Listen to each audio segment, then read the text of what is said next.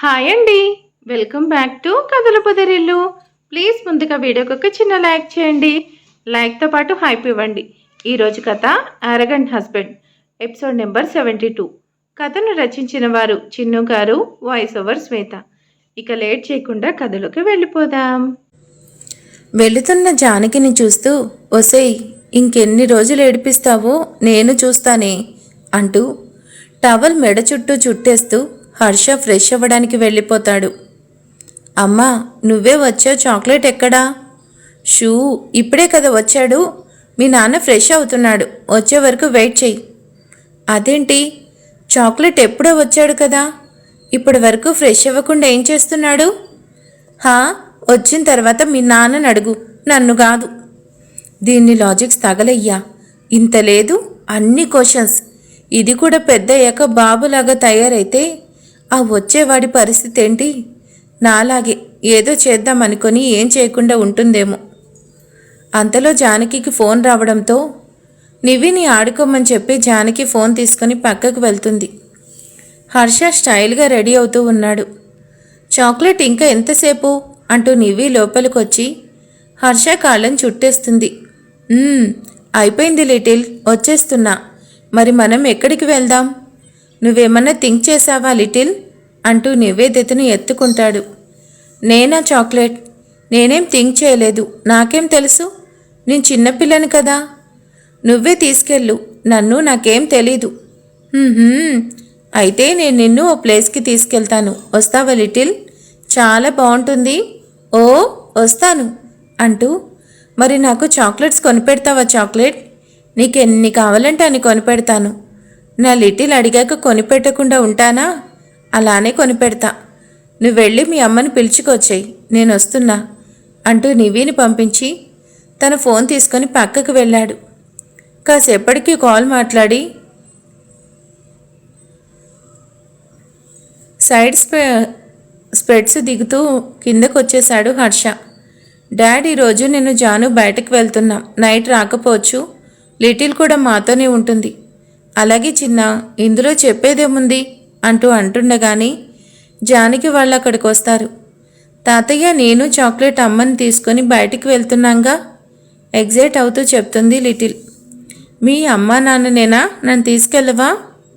నువ్వే రోజు నన్ను తీసుకెళ్తున్నావు కదా, ఇంకా నేనేం తీసుకెళ్తాను? గడుగ్గాయ్ అంటూ నవ్వుతాడు ఆనందరావు. ఓకే డాడ్ అంటూ జానకి వైపు చూస్తూ కళ్ళతోనే సాగ చేస్తుంటే, ఉఫ్ ఒంటరిగా ఉంటే వద్దన్నా, బాగానే మాట్లాడతాడు కానీ అందరిలో కనీసం మాట కూడా ఉండదా ఏంటో ఈ క్యారెక్టర్ అని అనుకుంటూ ఆనందరావుకి చెప్పి హర్ష వెనుక బయటకు వస్తుంది జానకి. కాసేపట్లో ఎయిర్పోర్ట్ ముందు కారు ఆపడం చూసి, ఇదేంటి నివ్విని ఎక్కడికో తీసుకెళ్తా అన్నావు కదా, ఎయిర్పోర్ట్ చూపించడానికి వచ్చావా?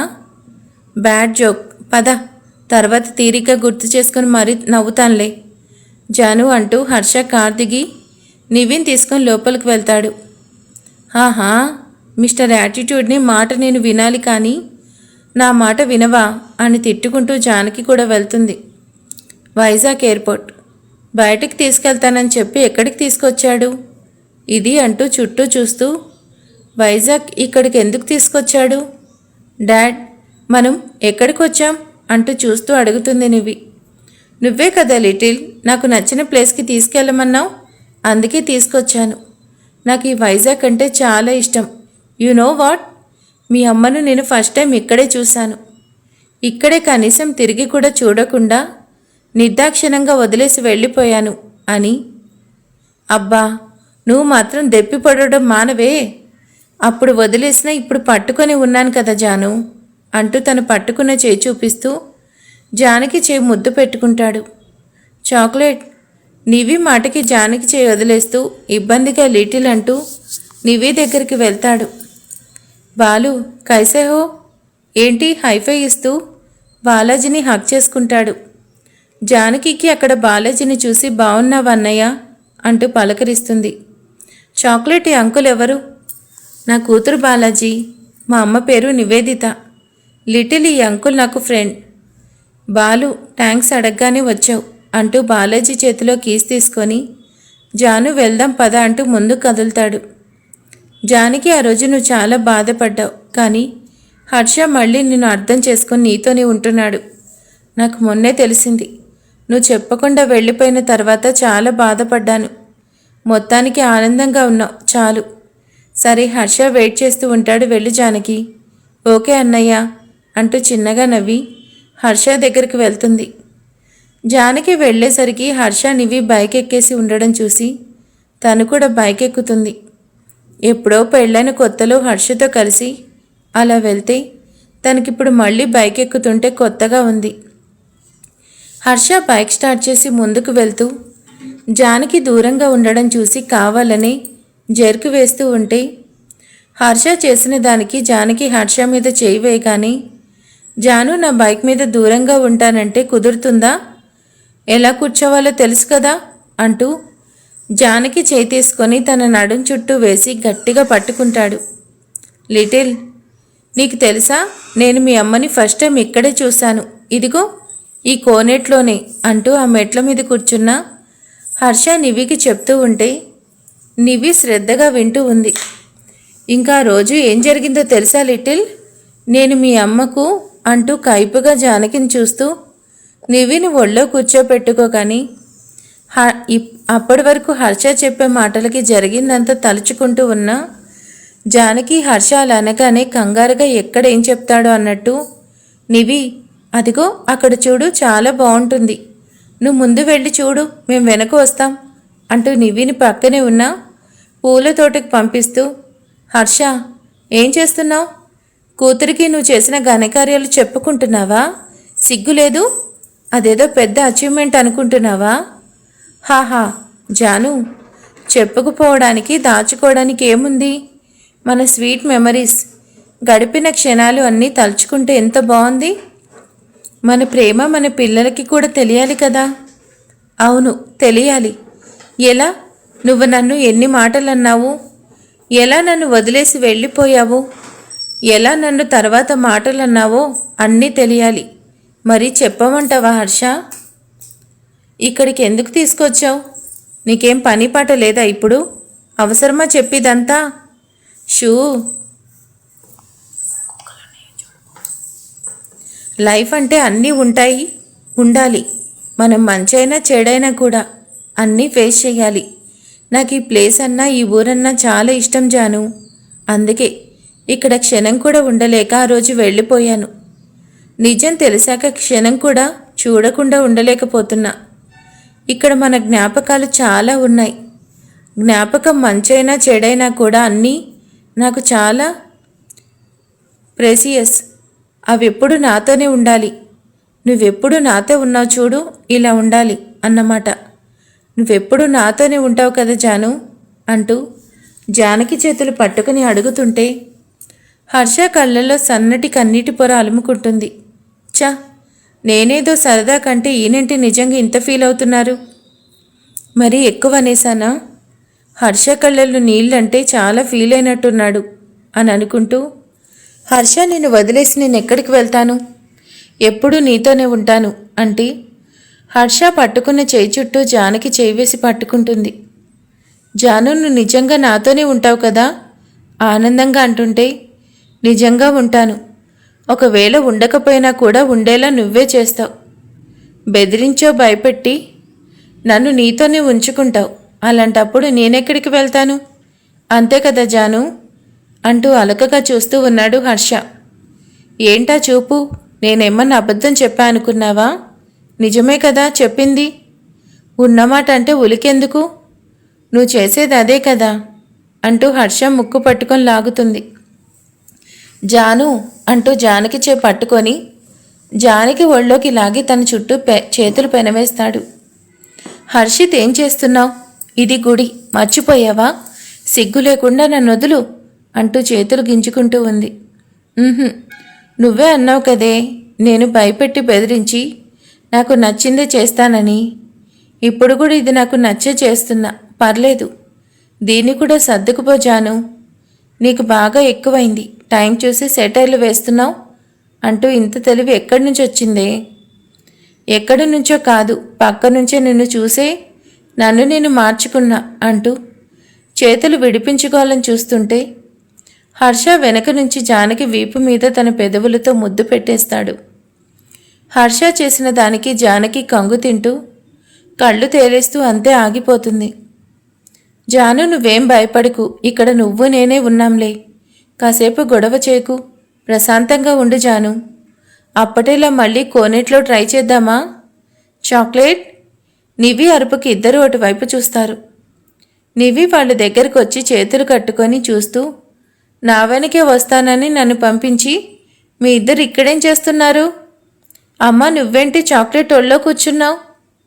అప్పుడు ఇద్దరు ఒకరినొకరు చూసుకుంటారు. జానకి మొత్తంగా హర్ష కౌగిల్లో ఉంటే హర్ష తన చేతులు వదిలేస్తాడు.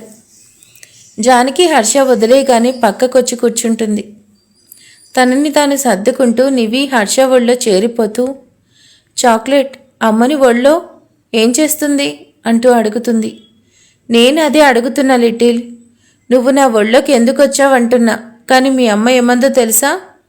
ఎప్పుడూ నివినే ఒళ్ళో కూర్చోపెట్టుకుంటావా, నన్ను కూర్చోపెట్టుకోవా అంటూ మీ అమ్మే వచ్చేసింది చూడు, నేను అక్కడే ఉన్నాను కానీ అంటూ అప్పటికే జానకి తన వైపు కోపంగా చూడడం చూసి, చూడు లిటిల్, మీ అమ్మ నిజం చెప్పేస్తున్నా అనేసి నన్ను ఎలా చూస్తుందో, నన్ను భయపెడుతుంది. కళ్ళెగరేస్తూ జానకి వైపు చూస్తాడు. అమ్మా అంటూ జానకి వైపు చూస్తుంటే, చేసిందంతా చేసి అంతా నా మీద పెడుతున్నావా? నిన్ను, అందుకే కదా నిన్ననేది. నీ గోల, పద వెళ్దాం అంటూ జానకి పైకి లేచి ముందుకు నడుస్తుంది. అబ్బో, మేడం గారికి బాగా కాలినట్టుందే. లిటిల్ పద, మీ అమ్మ వెళ్ళిపోతుంది అంటూ నివిని తీసుకొని జానకి వెనకే హర్ష నవ్వుతూ వెళ్తాడు. చాక్లెట్, ఇప్పుడు ఎక్కడికి వెళ్దాం? ఈరోజు బాగా లేట్ అయింది కదా లిటిల్, ఈరోజు స్టే చేసి రేపు ఇక్కడ చాలా ప్లేసెస్ ఉన్నాయి, అన్నీ చూపిస్తాను అంటూ నివితో నవ్వుతూ మాట్లాడుతూ డ్రైవ్ చేస్తున్నాడు. హర్ష నివి మాట్లాడుకుంటూ ఉంటే వెనకే ఉన్న జానకి హర్ష మాటలు వింటూ ఇద్దరికి బుద్ధి లేదన్నట్టు వాళ్ళని చూస్తూ, అప్పటికే అలసిపోయినట్టున్న జానకి నీరసంగా ఉన్నట్టుంటే హర్ష భుజం మీద తలపెట్టి కళ్ళు మూసుకుంటుంది. వాట్ అంటూ కరణ్ చెంప పగిలేలా సమాధానం చెప్తుంది తారా. తారా అంటూ కోపంగా అరుస్తాడు Karan. Shoo, just say shut up. నేను నీకు చెప్తూనే ఉన్నా, ఆ హర్షని తక్కువ అంచనా వేయకు. వాడంతా ధీమాగా ఉన్నాడంటే వాడి మైండ్లో ఏదో ప్లాన్ రన్ అవుతూనే ఉంటుంది. జాగ్రత్త జాగ్రత్త అంటూ 1కి 10 సార్లు చెప్తూనే ఉన్నా. చివరికి మార్నింగ్ మీటింగ్ ముందు కూడా కాల్ చేశాను. అందరూ నా చేతుల్లోనే ఉన్నారు అంటూ కబుర్లు చెప్పి ఇప్పుడు ఈ చెత్త పని చేస్తావా? ఇప్పుడైనా అర్థమైందా? తారా, నాకు అర్థమైంది, నీకు త్వరలో అర్థమయ్యేలా చేస్తాడు. ఏంటి అలా చూస్తున్నావు? నీకు ఇంకా అర్థం కాలేదా? హర్షకి నా వెనక ఉంది నువ్వే అనేది తెలిసిపోయింది. నా పరిస్థితి ఇలా ఉంటే ఆ హర్ష గురించి నీకు బాగా తెలుసు అంటూ డప్పు కొట్టుకుంటున్నావు కదా. మరి ఇంకా హర్ష నిన్నేం చేస్తాడో చూసుకో. నన్ను అనడం కాదు, నువ్వేం చేయలేకే కదా నన్ను హెల్ప్ అడిగావు. మాటలు విని ఆశకు పోయి నేను వెళ్తాను. అయినా నాకేం ప్రాబ్లం లేదు, ఎటొచ్చి నీకే ప్రాబ్లం. వాడు నిన్నేం చేస్తాడో అంటూ ఆలోచిస్తూ ఉండు, వస్తా అంటూ నేను ఆ హర్షని అంత తేలిగ్గా వదలను అంటూ కరణ్ కోపంగా బయటికి వెళ్ళిపోతాడు. బేబీ, డాడ్, హర్షకి ఇదంతా చేసింది కూడా నేనే అనేసి తెలిసిపోయింది. తెలిసిపోయిందా అంటూ పెద్దగా అరుస్తాడు జేపీ. డాడ్ అంటూ చుట్టూ, ఇదేంటి డాడ్ ఇంత చీకటిగా ఉంది? టైం 4 కదా అయ్యింది, అప్పుడే ఇంత చీకటిగా ఉంది. 4 ఏంటి, ఇప్పుడు టైం నైట్ 8 అంటే 4 అవర్స్ నుంచి నువ్వు ఇలానే ఉన్నావా? అయినా బేబీ, హర్షకి నిజం తెలిసిపోవడం ఏంటి? అవును డాడ్, హర్షకి నిజం తెలిసిపోయింది అంటూ చైర్లో కూలబడుతూ, నిజం తెలిసిపోయింది అన్న టెన్షన్లో నేను అలానే స్టాచ్యూలో ఉన్నాను డాడీ. టైం కూడా చూసుకోలేదు. ఇప్పుడు టైం నైట్ ఏంటి అనేది ఇమాజిన్ చేసుకోవడానికి కూడా నాకు భయంగా ఉంది. నీకే కాదు, నాకు పిచ్చి లేచిపోతుంది. ఒకసారి వార్న్ చేసి వదిలేశాడు, ఇప్పుడు అస్సలు వదలడు అంటూ జేపీ కూడా టెన్షన్ పడుతూ ఉన్నాడు. హర్ష గారు ఏంటి బైక్ ఆపేశారు అంటూ అప్పటికే నిద్రమత్తులో ఉన్న జానకి అడుగుతుంది. నేను ఆపలేదు జాను, అదే ఆగిపోయింది. ఏదో రిపేర్ అనుకుంటా అంటూ చూస్తూ, సరే ఇక్కడి నుంచి బై వాక్ వెళ్దాం జాను అంటూ బైక్ స్టాండ్ వేస్తాడు. జానకి బైక్ దిగి చుట్టూ చూస్తూ, ఇదేంటి ఇక్కడ బైక్ ఆగిపోయింది? ఇది మేమున్న ఏరియా కదా, ఇక్కడే బైక్ ఆగిపోవాలా అనుకుంటూ చుట్టూ చూస్తుంది. ఓయ్, ఏంటి అలా ఉన్నావు? ఇక్కడే ఉంటావా? లిటిల్ చాలా టైర్డ్ అయిపోయింది, పద త్వరగా వెళ్దాం. కొంచెం ముందుకెళ్తే క్యాబ్ అవైలబిలిటీ ఉంటుంది అంటూ నివి చేపట్టుకుని ముందుకు నడుస్తాడు. అక్కడి నుంచి ఫర్లాంగ్ దూరం నడిచేసరికి వాళ్ళున్న స్ట్రీట్ వచ్చేసరికి ఆ స్ట్రీట్ని చూస్తుంది. జాను, ఇక్కడేదో ఫంక్షన్ అనుకుంటా కదా, ఈ స్ట్రీట్ మొత్తం డెకరేట్ చేశారు, చాలా బాగుంది అంటూ హర్ష ముందుకు మాట్లాడుకుంటూ వస్తున్నాడు. హర్ష వైపు చూస్తూ, హర్ష గారు మర్చిపోయారా, లేదా గుర్తున్నా మర్చిపోయినట్టు ఉన్నారా అంటూ స్ట్రీట్ చూస్తూ హర్ష కారులో వెళ్ళిపోతూ ఉంటే హర్ష వెనకే హర్ష గారు అంటూ ఏడుస్తూ పరిగెత్తడం, కింద పడ్డం, ఆ చుట్టుపక్కల వాళ్ళు తనని తిడుతూ మాటలు అనడం అన్నీ గుర్తొస్తుంటే కళ్ళలో నీళ్లు తిరుగుతాయి. హర్ష నివి మాట్లాడుకుంటూ ఉంటే హర్ష వైపు చూస్తూ కాళ్ళ కింద మెత్తగా ఉన్నట్టు ఉంటే కిందకి చూస్తుంది. ఆ రోడ్డంతా కూడా కళ్ళకు కనిపించినంత దూరం రోజ్ పెటల్స్తో కవర్ చేసి ఉంది. చాక్లెట్ కింద రోజ్ పెటల్స్ భలే ఉన్నాయి, ఎవరి కోసం చేశారు చాక్లెట్? ఏమో నివి, నాకేం తెలుసు, ఇప్పుడు మనం వెళ్తున్నాం కాబట్టి మన కోసమే అనుకో, పర్లేదు. జాను, నువ్వేంటి అలా చూస్తున్నావు? ఈ ప్లేస్ నీకు గుర్తుందా? ఇక్కడే కదా మన పెళ్ళైన కొత్తలో ఉంది. నువ్వు నన్ను వదిలేసి నాకు దూరంగా వెళ్ళిపోయింది కూడా ఇక్కడే, అది కూడా గుర్తుంది అంటుంది జానకి. బాధను మర్చిపోలేదంటే మన జ్ఞాపకాలన్నీ నీకు గుర్తుంటాయి కదా, అందుకు నవ్వుతూ మాట్లాడుతూ వస్తున్నాడు. వీళ్ళ మాటల్లోనే హర్ష జానకి వాళ్ళు ఉన్న ఇంటిని రాగానే అక్కడ గో టు లైఫ్ జాను అంటూ ఉన్న బోర్డు చూసి హర్ష వైపు చూస్తుంది. హర్ష కళ్ళతోనే నవ్వుతూ చెయ్యి ముందుకు చూపిస్తూ, ఏంటలా చూస్తున్నావు జాను, ఈ ఇల్లు మనదే, ఆ రోజు నువ్వే అడిగావు కదా, మనం ఇక్కడే ఉండాలని ఇది నీకోసమే పర్చేస్ చేశాను. జానకి ఆ ఇంటి వైపు చూస్తుంటే హర్ష గారు తన వెనకే వాటర్ పట్టుకొని పరిగెత్తడం, తనను పట్టుకుని చుట్టూ తిప్పడం, ఒకటి కాదు రెండు కాదు ఎన్నో జ్ఞాపకాలు. 9 నెలల కాపురం, ప్రతిరోజు రోజుకో జ్ఞాపకం, మర్చిపోలేని ఆనందం, మరువలేని బాధ, అన్నీ ఒకదాని తర్వాత ఒకటి కళ్ళ ముందు మెదులుతుంటే అంతా చూస్తూ ముందుకు నడుస్తుంది.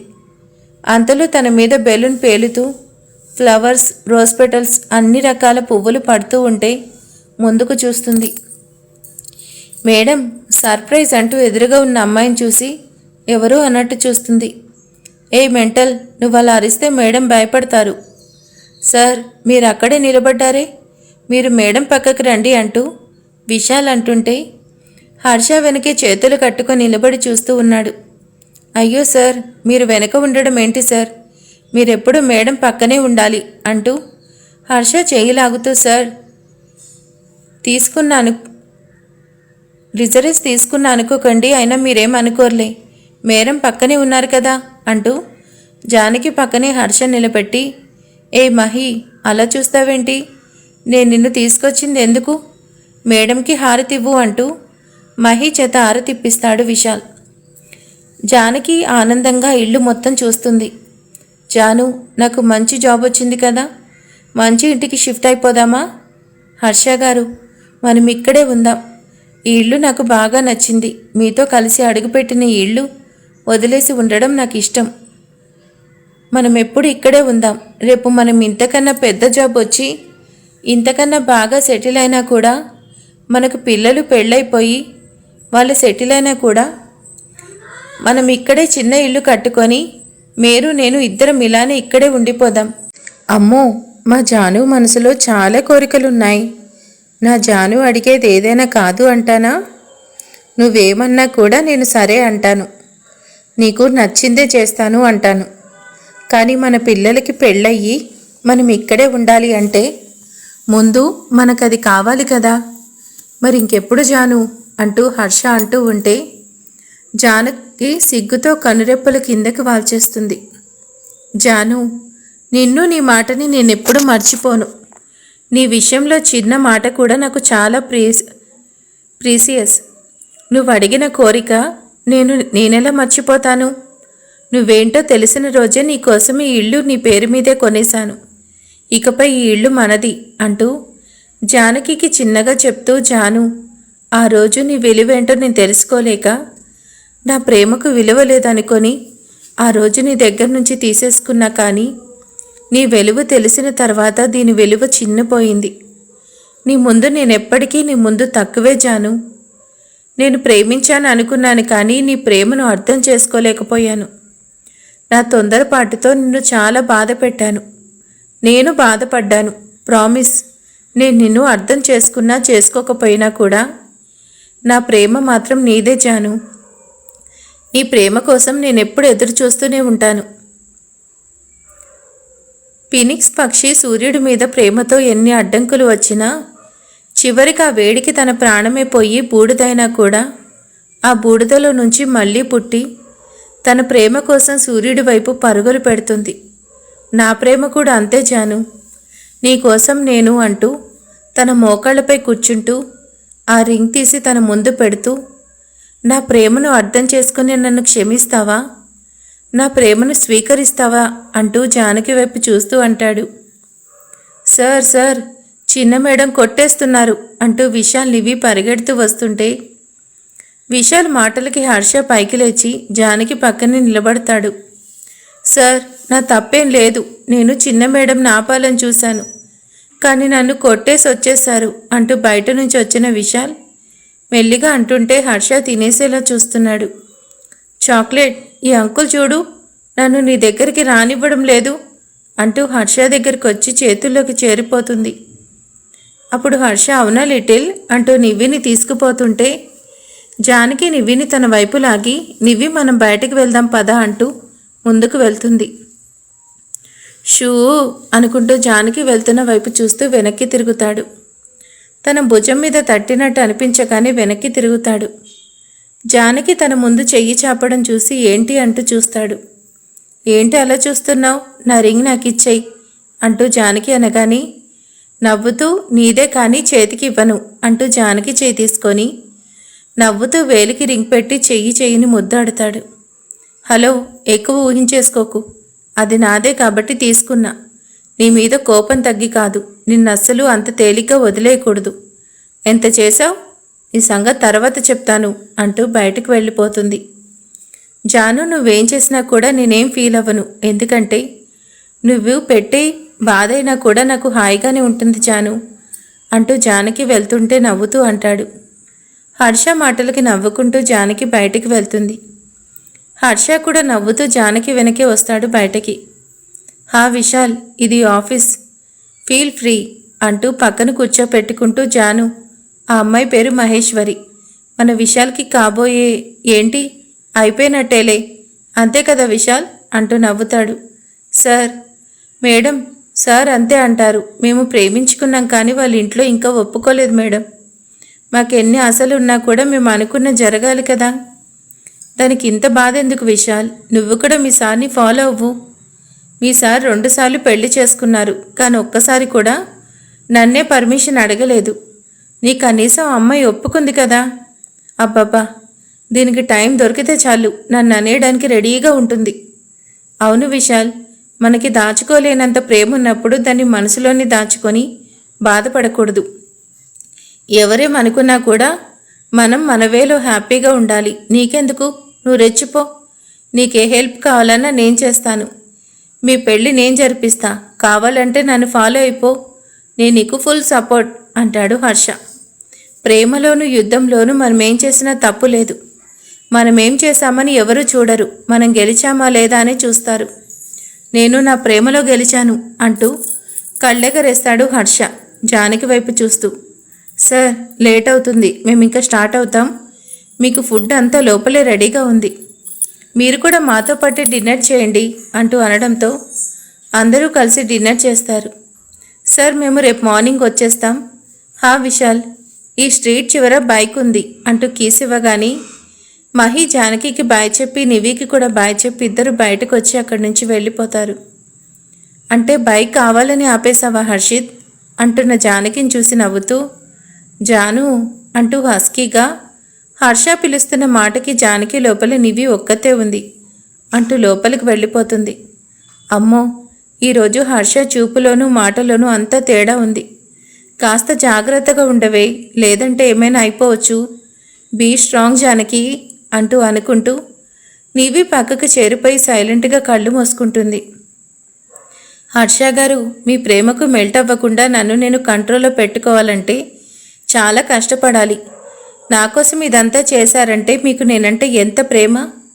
ఇంత ప్రేమ నాకు దొరకడం నా అదృష్టం. ఐ లవ్ యూ హర్ష గారు. I love you so much Harsha గారు అంటూ వాళ్ళ పక్కనే పడుకున్న హర్షని ఓరకన్నుతో చూస్తూ ఉంది. ఒసేయ్, నేను సైలెంట్గా పడుకున్నా, చూసింది చాలు, బుద్ధిగా పడుకో అంటూ అటువైపు తిరిగి పడుకుని అనడంతో జానకి గట్టిగా కళ్ళు మూసుకొని నిద్రపోతుంది. జానకి కోరికను ఎలాగైతే హర్ష తీర్చేశాడు. జానకి ఎప్పుడో కోరుకుంది కదా తన ఇల్లు, అలాగే తన పేరు మీద రాసేశాడు. మరి ఇక తర్వాత ఏం జరగబోతుంది? హర్ష ప్రేమకు జానకి మెల్ట్ అయిపోతుందా అనేది నెక్స్ట్ పార్ట్లో తెలుసుకుందాం. Thank you for watching.